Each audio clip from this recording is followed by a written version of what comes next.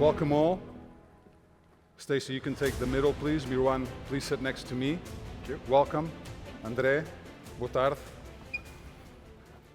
Okay, I'm really excited about this panel because most of my life I've spent in the sports media, in the football media, done some work supporting clubs in international promotion, and I'm really looking forward to seeing what you have to add to this conversation.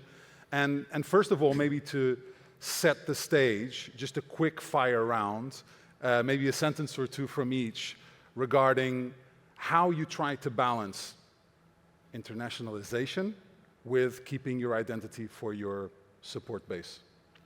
It's quite easy for us because we're foreigners coming in. So we are always mindful we're guests in someone else's country. So we always try to remain true of, let's say we have a mandate from them, entrusted to become their brand stewards to make sure that it remains the way it is. So it's quite easy for us. Okay. Stacey. I would also say it's easy for us too, in a different way. We like to think of ourselves as uniquely Los Angeles. So that is our lens. So whether we're trying to go after the Asian market or the European market or what we're thinking about doing, we're thinking about bringing the diverse, authentic Los Angeles market to you versus trying to change it for anyone else. Okay. André. Well, if I had to sum it up, I will say authenticity. You know, we're not trying to change who we are. We're trying to share who we are, and that's where we expand. So our local core fan is the heartbeat of the club, and what we're trying is to amplify who we are, and I think that's the bottom line. So we're going to strengthen when we reach international audiences from where we are, and we're going to go and strengthen the core. That's the whole point. Okay, well, the stage is set. Mirwan, it's been an interesting journey for Como since you took over. I think a lot of people in the football industry who follow international football have been quite impressed with how quickly you've been able to build a specific brand at the club. Look, it helps that you're in Como. It helps that people Absolutely. know the lake, they know the region, it's sexy. George Clooney has a house there. People like to holiday there in the summer. All of that helps, right? But you're not there as a travel agent. You're there to try to build a successful sports project. And you have been able to do that in a very short period of time because promotion to Serie A, check. Prestigious manager, even though he's young, big name, check. Como automatically guaranteed stability in Serie A. You've got young players. This season, you're top half. So it's going really well. What I wanted to ask you is, going back to the topic of this panel, is lifestyle brand is important, but you have to win matches. So tell us how you work on those elements and on those different pillars at the club. So just like any other brand, I mean, I used to work in so many different projects, selling products from cigarettes to television stations to microwave machine. You know, I mean, it's all the same. You want to make money, you want to grow, and you want to create the best products to attract the best customers. So our product is actually the lake, Como, the Como image. To us, that's our main business. We are in the destination business, sports tourism destination. That's who we are. People go there to experience a little bit of Como. Now, that's how our company is set up. We have a holding company that manages all the commercials and marketing and stuff. And then we have subsidiaries. The football club is a subsidiary of the Como brand. We have a retail division that operates independently. We have a digital division that manages data analysis for the team, as well as our blockchain ticketing service for the team, operated independently. We have a brewery that's also operated independently. We also have a travel and tourism department that's operated independently. So the best analogy for me is like we're like a Disney model. The football club is our Disneyland. This is your theme park division where you come and get a taste of what we're all about. So what is it? If you're a destination, the football must be exciting. So that's part of the brand that we created in the, let's say, the football DNA. We must be high block, cannot be low block. We must be possession-based. Okay. We must be very attacking, very offensive in our ways. Win the ball as high as possible. It's almost like I'm describing Barcelona, but I'm not, to be honest. We're trying Not to yet. describe Not our, yet. our Como DNA. Yeah, You do have a former Barcelona. we got beat man. 5-0 by them in a friendly game, so we're still a long way to go. But we'll hopefully be better. So everything has to be entertaining and attractive and interesting to watch. So the football team has to be entertaining. Win or lose, only the God can decide. We can't, CES can't, And it's very important for us to create this brand, attacking football that's attractive, not attacking, attractive football. Only then, as you say, the football licenses can grow. But we are blessed with a beautiful location, a beautiful lake, so we have a separate brand that relies on the Como lake itself. We have Lago di Como, we have a fashion brand that has nothing to do with Como. It's like Rude, which is high-end fashion streetwear. Yeah. But we try to make use of it. And then we have the travel destination. We have a La Comasca beer, the only beer in the world that is filtered using silk, Como silk. So again, these are all little things that we're trying to build and put in place, true to the identity of the location. It's a football Disneyland. I think also it helps that you've been able to attract a lot of star power to matches. Tell me some people who have Money been there. helps. Sorry? In the players? No, I'm talking about the celebrities. Oh, that's some of the lake. fans. That's nothing to do with us. No? People come to go holiday on the lake. We just have to offer them something to come when they're there. But it's interesting because I think Paris Saint-Germain was probably the first club in Europe, a major club, who had this strategy to build a different kind of brand. There was the partnership with Jordan. There was bringing Tom Brady. There was bringing artists, Right. singers. And all of this obviously helps the attraction of the club. But what's different to Disney, though, is that you do have to kind of win on weekends, right? Scary, So do fans, how have fans accepted that? Okay, this is only our second year in the top league, so we're lucky. In the last 10 years, 10 years before we took over, the club had 3 bankruptcies in 10 years. True. So I think they're still in the grateful stage that we actually exist in this area. So hopefully by the time they lose patience, I'm long gone. He's in the honeymoon phase. I'm in the honeymoon phase. Yeah. Very much so. Stacey, LA obviously is a huge market as well, huge attraction. Hollywood, Lakers. How is it for you building that brand for LAFC? And I love the merch, by the way. I don't know if I can call it merch. Oh, this is our cup ring on a chain. So yeah, Amazing, thank very you. cool. How have you been able to build your brand? Obviously, you work in the MLS system as well, which is different to Europe. But how have you been able to build your brand in LA and try to attract the attention of what is a congested and very competitive European market as well, which is one of the base, at least financially, of where football thrives? For sure, and I would argue it's not just our competitors in sports. It's Disneyland, it's the beach, it's the weather, it's the lakes, it's the mountains. I mean, you can do anything on a weekend in California, and so it's all about finding how, to your point, get people to come to you. Our owners, when they came, they really wanted to bring authentic football to LA, to America, knowing that we live in a melting pot in Los Angeles and knowing that people there do love football.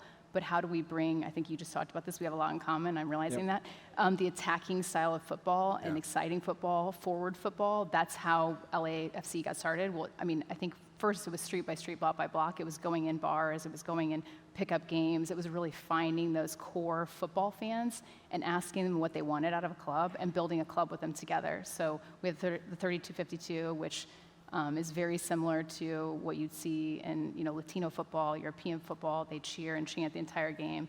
And Americans don't even know what that is until they show up for it. So we really were able to build something different and unique in Los Angeles. And it's not like going to a Dodger game or a Laker game.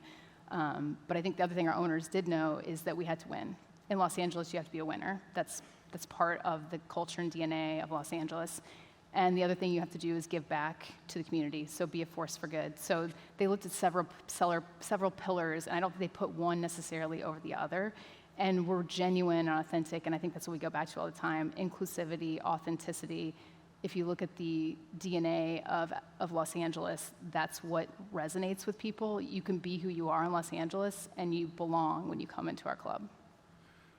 It would be fair to say I had an opportunity to live in the States for over 9 years, and the American sports model is a reference not only for the way in which sports is marketed, but in how strong the commercial pillar has always been. It is about success, but it's about matching that success with revenue and being commercially successful and pushing the limits always, promoting the players, promoting the product that you have. And I think football took a while to catch up to that. Maybe the Premier League was the one who did it best globally. For sure. And also a strategy of, I think, offering rights for free for many years to certain key areas around the globe helped their growth. But that commercial mindset obviously is important as Americans, but it may not be seen in the same way with fans from other areas. So if you are trying to appeal to fans, whether that's, I don't know, in Italy, in Portugal, in France, in the UK, and in other markets where the ownership group also has other properties like Switzerland and Austria, how do you match that?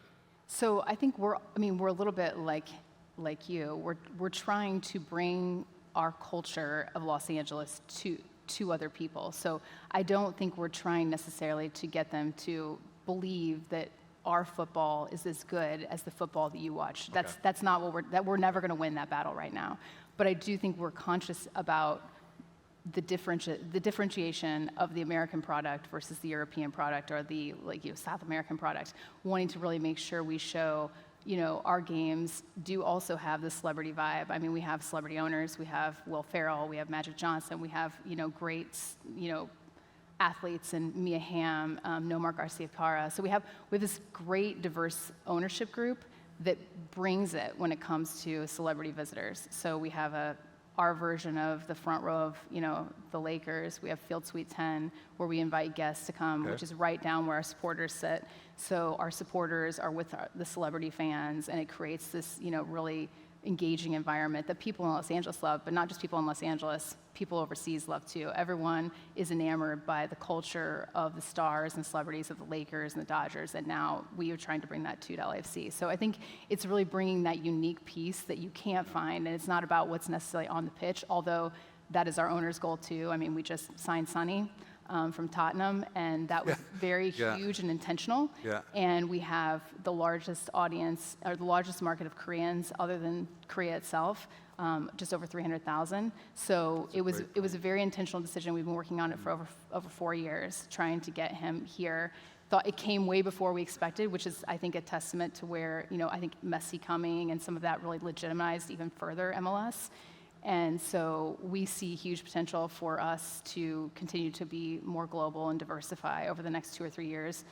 But with that, I've been very clear with our staff that what we don't want to ever forget is, we are Los Angeles. And Sonny sat with me and told me part of why he came here is because he wants to be part of what we have built. And so what we want to do is welcome, the other markets into, what did Sonny come here for? What did Gareth Bale come here? Giorgio Chiellini? We've had some great players come to LA. Yeah. Why did they come? Why did they love it? And really telling that story to the fans outside of LA and really getting them to buy in. Yeah, I'm glad you mentioned Son Heung-min, because he was obviously a huge signing. And I think it surprised a lot of people in Europe when he said he was going to leave Tottenham and then he shows up at LAFC. That was a huge coup, so well done on that. We're talking about sexy destinations, and I think I can include Lisbon in that, because especially in the last decade, it's become a hot destination. And it helps to be in hot destinations. I'm proud, finally, that people know where Lisbon is, and they come to Lisbon. They don't stop in Spain. When I was studying in the States, no one knew, in the 90s, by the way. No one knew where Portugal was, right? They genuinely didn't. No, just go to Spain. Now there's Americans everywhere, and like we say Americans, we say wherever it may be, Lisbon and Portugal is a hotspot from a tourist level this day. André, I'm going to be honest. Portugal I consider to be a very traditional and conservative media market, okay? Clubs, whereas in the States, it's all promote, promote, promote. In Portugal, it's been traditionally very protect, protect, protect. And not because you're here, but I think Sporting has been a club that has led the way in making players available for interviews. They're your biggest assets. You need to utilize them, right? Social media is a big part of that as well. Having a strategy which is innovative, which is disruptive in a way as well, which sometimes it's not as easy when you're a big club that you're expected to win, and if you don't have a good result on a weekend, and if you post something that's entertainment-led, people will probably not react very well to it. I know I'm going a little bit on a long tangent here, but what I wanted to say is, Lisbon's a hotspot, but Portugal's a small country. You do have to be innovative in order to keep growing. How do you do that specifically to appeal to an international audience? And can you also tell us what maybe some of your key expansion markets are? Okay, so I would say to narrow it down to two things. We're focused on purpose-centric driven growth and on direct to fan relationship engagement. Okay, but let me go back and give you two previous notes. We are a small country, but let's call it a little bit of a scale paradox, if you want, in the sense that if we actually manage to get interest from 1 percentage point of a bigger geography, it means that in volume, we're probably getting more fan base than the one that we have in Portugal. Secondly, when you're a club, and this is very specific to the industry, locally, there's less openness to change club. People don't change club, right? And there's obviously the family relationship, and you're basically from a club from, cultural osmosis from people. But when you go outside, there's less reluctancy to have a complementary club. And not only that, you might have an interest on a club, not only for sports-related directly reasons, right? So going back to your answer, the approach we're having is we have launched a strategic plan where we have deeply materialized our identity matrix. I haven't seen that many clubs or any probably doing that. Okay. And we have clarified, we have a purpose, we have a mission, and it's all related to our legacy. It doesn't come from nowhere, it comes from our history. The purpose was there, we're just clarifying and saying this is what we are. And that's what might resonate with anyone else. So anyone from international background can resonate with our purpose and follow through. And the same goes for direct to fan engagement. So 23 years ago, I started a brand. As you can imagine, not very successful, otherwise I wouldn't be here. But look, there was no e-commerce or social media at the time. Now you pick up your phone, and it's easy, simple, and very cost effective. So you can produce your own content, post-produce your own content, and you can distribute your own content as long as you have a mobile phone and an internet connection and social media. So you can easily, in very few seconds, be globally. And of course, the thing is, everyone is doing it. And like you said, when I was working in pricing before in telco, it's like you have to capture the share of wallet. Well, now you have to capture the share of timing. So we compete in timing. That's a new currency before you get to the share of wallet. So I think that's the process we're leaving. It's a, I would say, purpose-driven growth centric approach, and that's direct to fan engagement. And we can target international targets like that. Some examples: we did launch a collab with Cristiano Ronaldo and Nike. And with of that course, famous shirt, 80% right? of our traffic came from international. Yeah. That's the huge power of course, Cristiano. And another example, we have now publicly announced that we're going to shift our e-commerce platform to Shopify. But Shopify is an enabler. The whole point is we're launching something called My Way, because that's my way. Sporting's anthem. And the thing is, where we're going is personalization, and where we're going is power to the people. You can choose your own collection. You can decide your own collection. You can combine and do your own collection.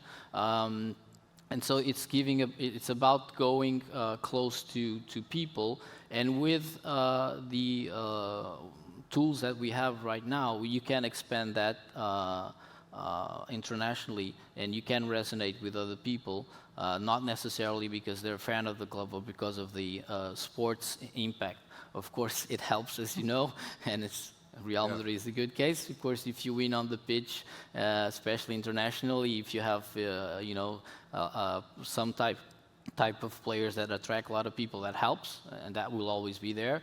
But we're following through with other tools that we think that will enable us to resonate with the international public. And yet we are, we are small, but we can use that.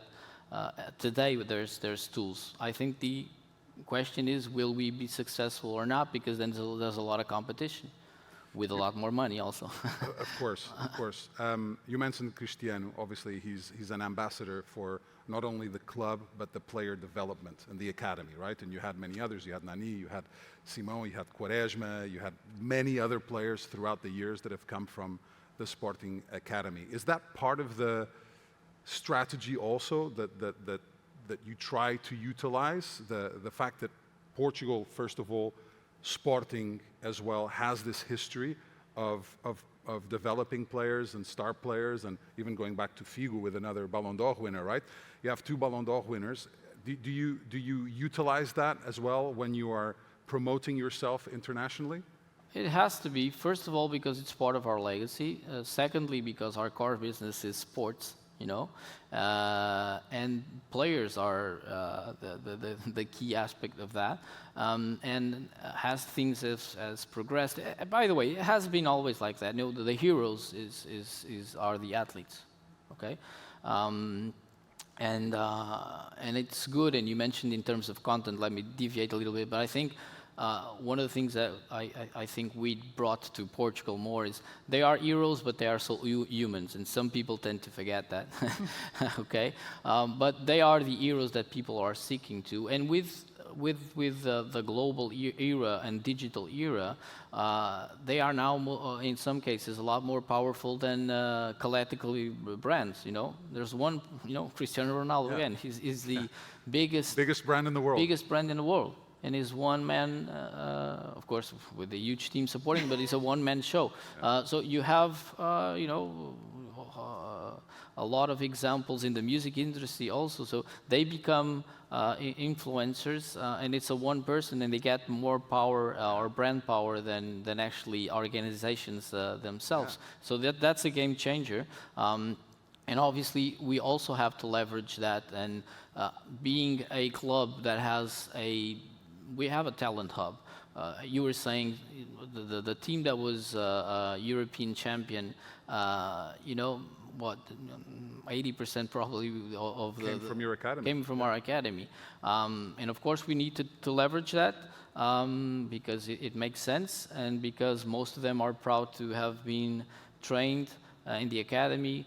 Cristiano is a funny story, but you have another examples. They usually come from tough backgrounds. You have the story of Cristiano's mom, which is amazing. She's a huge fan of Sporting, and she's the one that brought him when he was a younger kid to the academy. And you recall, he called back home crying because it was a hard time. You know, people forget when you're 12, 13, 15, it's a hard time. If you look at our academy and the kids that sleep there, look at Kenda now that's going to Chelsea. Look at his background. Look at his family. So I think it's good that they have this emotional connection, because it goes a little bit beyond the football aspect. Definitely, they live there since their 14th, 15th years. In some cases, in a lot of cases, they come from tough backgrounds. It's a hard process to you know, and it's a pyramid. You know, out of 1,000, there's 0.1 that succeeds. So I think there's a lot to the background that it's also good to explore in terms of content. Yeah, and it's part of your story. Like you said, it makes sense that you utilize that when you're promoting Sporting abroad. Stacey, the MLS system is obviously quite different to most of the setup in Europe and beyond. MLS gained a lot of notoriety with the signing of Leo Messi. There's no way around that. What did that do for you, for your business? How do you try to leverage those additional eyeballs on the league to make sure that this is not a missed opportunity? This all happened at a time when MLS also signed a huge deal with Apple, right, for centralizing the global rights for the league. How have you seen that as part of your strategy, again, to promote the brand and promote the club? Yeah, so I think Messi was such a good thing for the league, and at exactly the right time with the Apple deal, because I think the Apple deal was great when it took us from 12 networks and 6 different nights a week at different times put us all to a Wednesday, Saturday, Sunday night soccer format where people could find us in one place. So that was huge for us. That's kind of like looking at an NFL model and, trying to bring that in, which has been so successful. I think the paywall thing is a bit of a challenge, but we will continue to work on that. And I think there is a lot of interesting things coming in the future for that hopefully will make it even more interesting. But I think for us, really, LAFC specifically, from 3 months in of Messi, we spend a lot of time also with the Miami folks. We realize that what we need to be doing is also thinking about how we can be part of growing the league too with players. Our owners, that's how we get to Sun.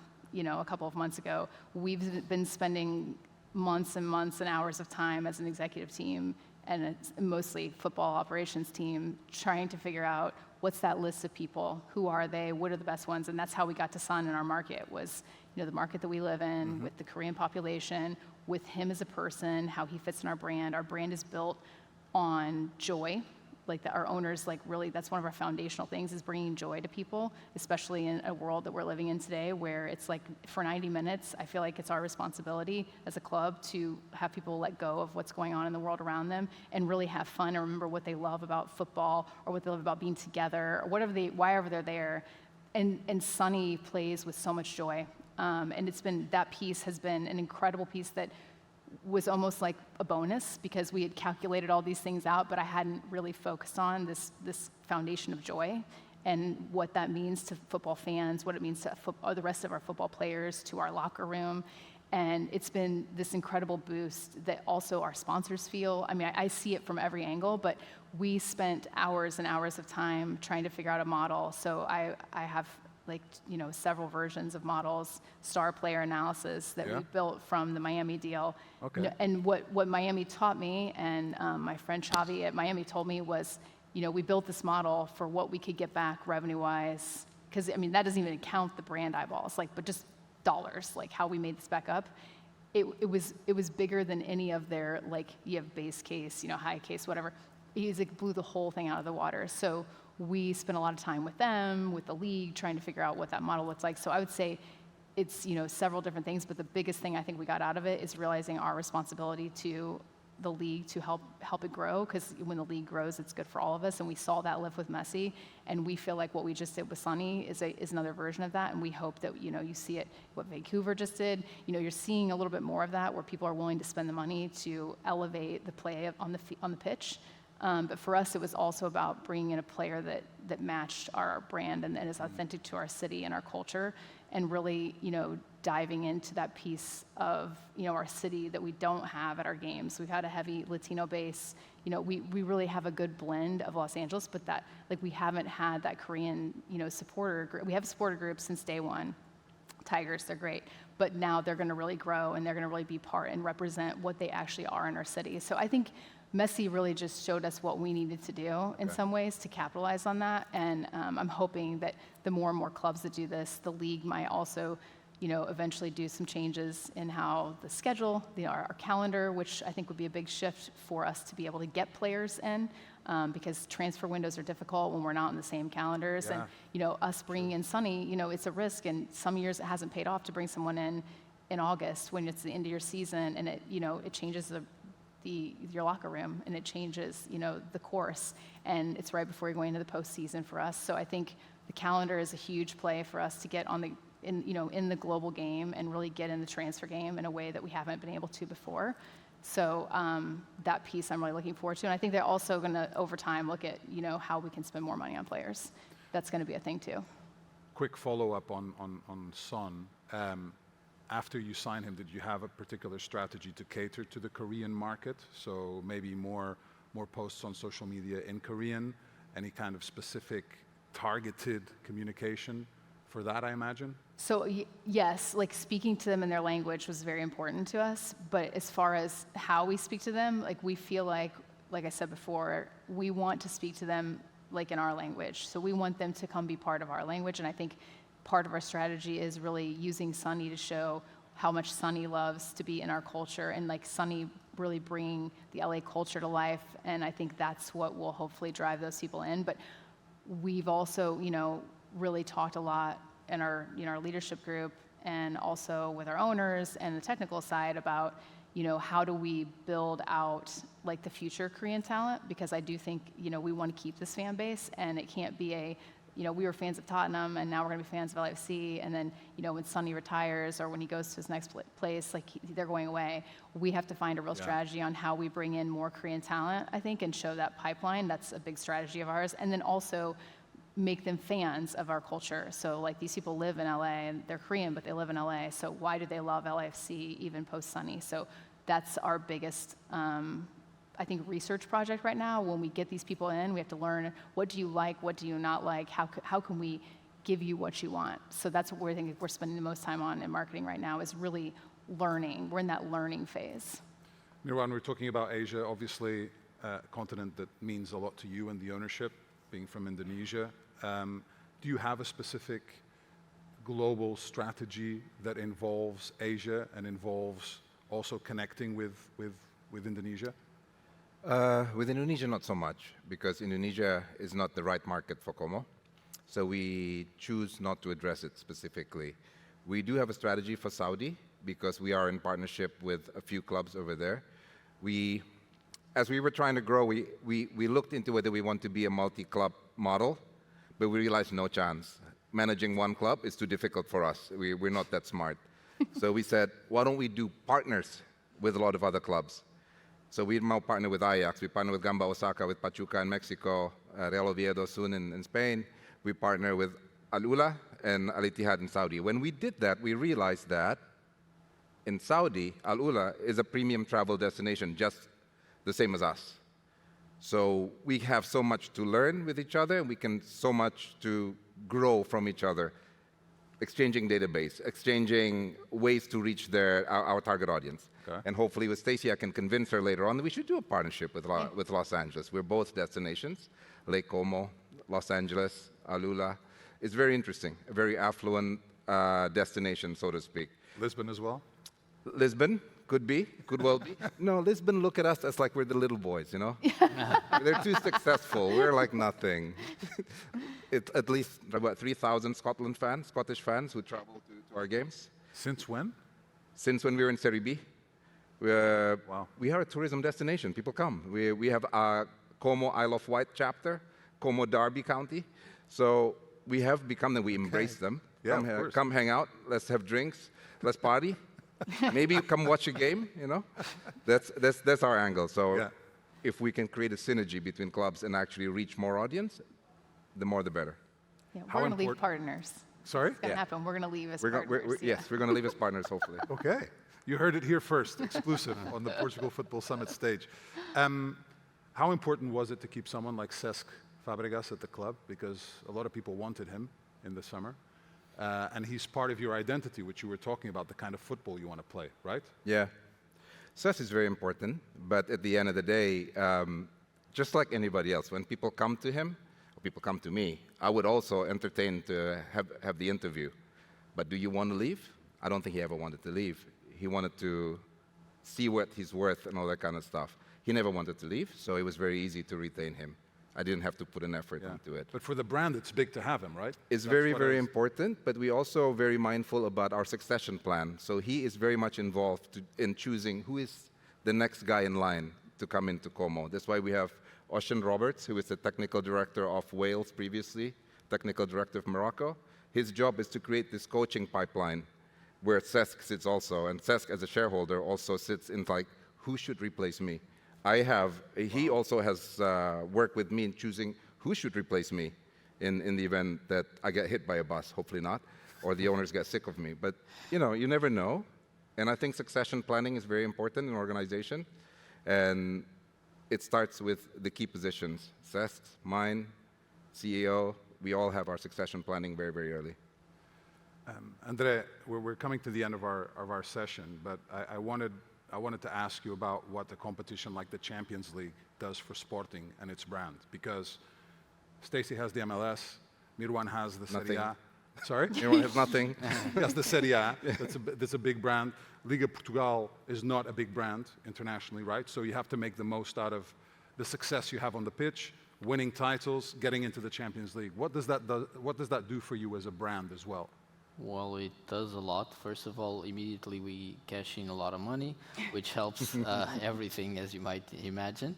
But in terms of reputation, and we have studies for that, it's completely different when you have a bigger track record in Champions League.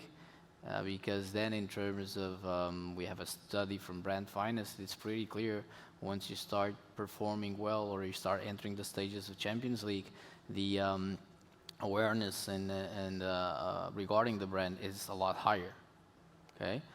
Obviously, you have also a direct impact because players also get higher valuations because they're playing in Champions League. Yep.